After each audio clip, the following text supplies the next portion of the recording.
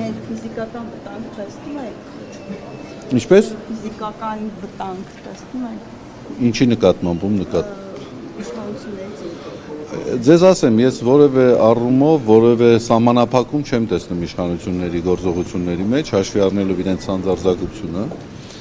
բայց ամեն դեպքում հավատում եք, որ նույնիսկ սանձարձակ գործողություններ կարում են։ Ես որևէ բան չեմ բացառում,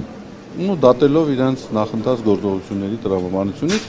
բայց անկեղծ ասած դա առանձնապես ոչ խոճապ, ոչ վախ չի առաջացնում, որովհետև մենք ամեն ինչ էլ տեսել ենք, պատրաստ ենք։ Այս ընթացքում դուք քննարկումներ ծավալել եք։ Ինչը կիսատ թողեցի։ Հենց դա էի հարցում։ Եպիսկոպոսած դասով քննարկումներ ծավալել եք Փաշինյանի այսպես պլանավորած հարձակումների մասով եւ ինքը եկեղեցին իր համար ինչ-որ քայլերի հաջորդականություն որոշել է, թե ոչ։ Ինչ-որ անելիք ունի, թե պարզապես դուր նստել է եւ սպասի իրադարձությունների զարգացումներին։ Ջուզի ջան, մենք քննարկումներ ունենում ենք, բայց ես չեմ կարծում, որ այդ քննարկումների կամ այդ քննարկումների արդյունքների կամ մեր պլանավորումների մասին կարիքը կա, որ ես հանրայնորեն հնչեցնեմ։ Մենք հետևում ենք իրադարձություններին, իհարկե, պատրաստ ենք, որոշ ծրագրեր, որոշ մտադրություններ, մտածումներ ունենք, կարող եմ վստահաբար ասել, որ բոլոր հնարավոր սցենարների համար մենք ունենք լուծումներ։ Անկճված է վեհապար հայրը, թե ոչ։ Ոչ։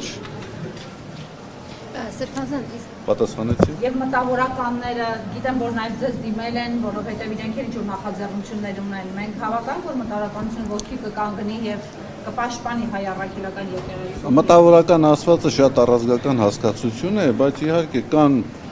բազմաթիվ անձինք, ովքեր իրենց գործի, հայրենիքի եկեղեցու նվիրյալն են եւ պատրաստ են։ Իսկ ազգային անվտանգության ծառայությունը այս ընթացքում թեկուզ աննկատ փորձում է հսկողություն իրականացնել մայր տաճարում, թե ոչ։ Հաշվի առնելով նաև տխուր նախադեպը կասնուկի։ Հաշվի առնելով ձեր դիտարկումը, որ աննկատ, ես չեմ նկատել։ Սրբազան ներողություն մեկ հարց եւս շատ դեպքերում եկեղեցին չի պատասխանում իշխանական թևի գրառումներին, ինչու։ Եվ կարող է արդյոք դա ազդակ հանդիսանալ, որպեսզի իշխանական թևը ավելի ինտենսիվ գրառումներ անի։ Գիտեք, մենք չենք կարող բռնցքամարտի սրահի վերածել եւ այսպես հրմշտոց դարձնել այդ բանավեճը։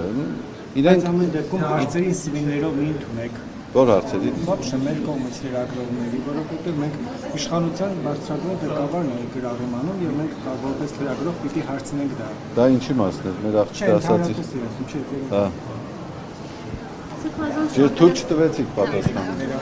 Չէ, ոչ։ Չունեք իրար հետ։ Չէ, ունենք։ Ինչի խանգարեց։ Չէ, ուղղակի երևի դա համից։ Ինչ պետք է ասեի, միտքս Ինչու եկեղեցին չի արձագանքում հաճախ իշխանության գրառումներին եւ կարող է դա ազդակ Գիտեք, այն ինտենսիվությամբ, այն խանդավառությամբ, որ իշխանության որոշ ներկայացուցիչներ ստատուսներ են գրում, ես ձեզ անկեղծ ասեմ, ոչ ժամանակը, ոչ էլ զբաղվածությունը թույլ չի տա, որ մենք ամբողջապես նվիրվենք այդ գործին։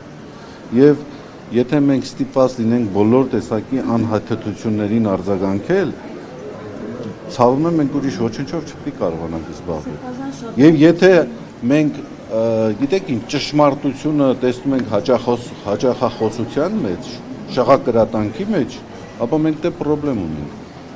Եթե մեկը շաղակրատում է, չի նշանակում դակավին ճշմարտությունն է խոսում։ Եվ ես չեմ կարծում, որ մենք կարիք ունենք սեփական ճշմարտացիությունը հաստատելու համար, ուղղակի տրվենք զազրախոսությանը։ Դրա համար էլ քիչ են գրում։ Սպասում էին, որ եկեղեցին կբանադրի Փաշինյանի։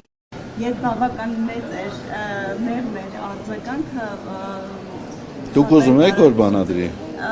Ես դիրքորոշում եմ ուզում ձեր։ Իսկ դուք ուզում եք։ Անկեղծ ասած այո։ Մի բան է։ Այդ հարցը եւս կգնա։ Մի հարց է, դուք ասացիք ձեր կարծիքով ինչու է լռում այս 3 օրը, ինչ է։ Ով։ Նիկոլ Փաշինյանը գրառումները ինչով է պայմանավորված, արդյոք այս տարածաշրջանային խնդիրներն են, թե ինչ-որ մարտավարություն, եթե փորձեք։ Ես իր հոգեբանը չեմ, չգիտեմ, պետք է մարդ փնտրեք, իրենից իրազեկված աղբյուր գտնեք, իրենից հարցնեք։ Շնորհակալություն։